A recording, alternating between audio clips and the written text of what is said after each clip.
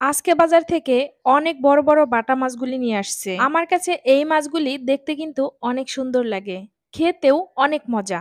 কিন্তু এই মাছের গায়ে যে আঁশগুলি থাকে এগুলি তুলতে না একটু কষ্ট হয়।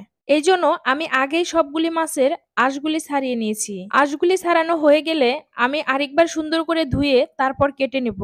এখন আমি কাটতে বসে যাব, যেহেতু মাছগুলি আমি আঁশগুলি ছাড়িয়ে নিয়েছি। এখন কাটতে বেশি সময় লাগবে না। অবশ্য এই মাছগুলিতে অনেক কাঁটা থাকে।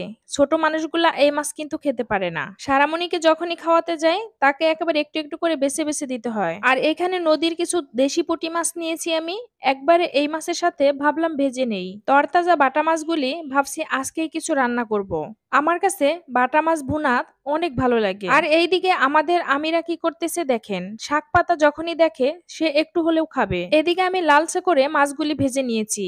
আমার তো ইচ্ছা হচ্ছে এই ভাজা মাছ দিয়েই আমি এখন এক প্লেট ভাত খাই। বাটা মাছ ভুনা করার জন্য এখানে কিন্তু আমি সকল প্রকার মশলা দিয়ে এটা কষিয়ে নিয়েছি। মশলাটা কষানো হয়ে গেলে ঝোলের জন্য পানি দিয়ে মাছগুলি দিয়ে দেব। ভেজে রাখা মাছগুলি একে একে সবগুলি আমি দিয়ে দিচ্ছি। এখন আমি ঢাকনা দিয়ে ঢেকে কিছুক্ষণ রান্না করে নেব। এই মাছ ভুনা যখন করি তখন কিন্তু পরিবারের সবাই তৃপ্তি সহকারে খাবার খায়, যেহেতু এই বাটা মাছগুলি খেতে কিন্তু ভীষণ মজা লাগে। আর এই মাছগুলি যেহেতু বড় সাইজের ছিল, এগুলি খেতেও কিন্তু অনেক বেশি মজার ছিল। এদিকে কিন্তু আমার রান্নাটা প্রায় শেষের দিকে। এই পর্যায়ে কিন্তু মাছটা আমি ঢেলে নেব, যেহেতু এখানে পেঁয়াজ ব্লেন্ড করে দিয়েছি। আর এই ঝোলটা কিন্তু টেনে যাবে। এই পর্যায়ে আমি নামিয়ে নিলাম। বাটা মাছের তরকারিটা কিন্তু আমার হয়ে গেছে। এখন আমি পরিবেশন করে নিয়েছি। এমন তরতাজা বাটা মাছের রেসিপি যদি হয় তাহলে অবশ্যই সবাই কিন্তু পেট ভরে ভাত খেতে পারবে, তাই না? যাই হোক, এখন ভাবছি আরেকটা তরকারি আমি করে নেই। এখানে কড়াইতে আমি কিন্তু ফোড়ন দিচ্ছি। আজকে একটু গরু মাংস রান্না করব।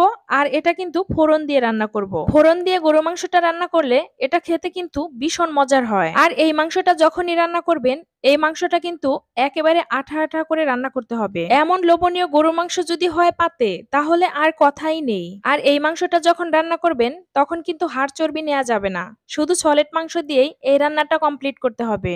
এই ফোড়নে গরুর মাংসর 1 থেকে 2 টুকরা দিয়ে কিন্তু আপনি অনায়াসে ভাত খেতে পারবেন তৃপ্তি সহকারে। এই মাংস রান্না দেখেই কিন্তু বোঝা যাচ্ছে খেতে কেমন হবে। গরম গরম ভাতের সাথে, পোলাও কিংবা রুটির সাথে এই মাংসটা হলে একেবারে জমে যাবে। মাংসটা কিন্তু প্রায় হয়েই গেছে।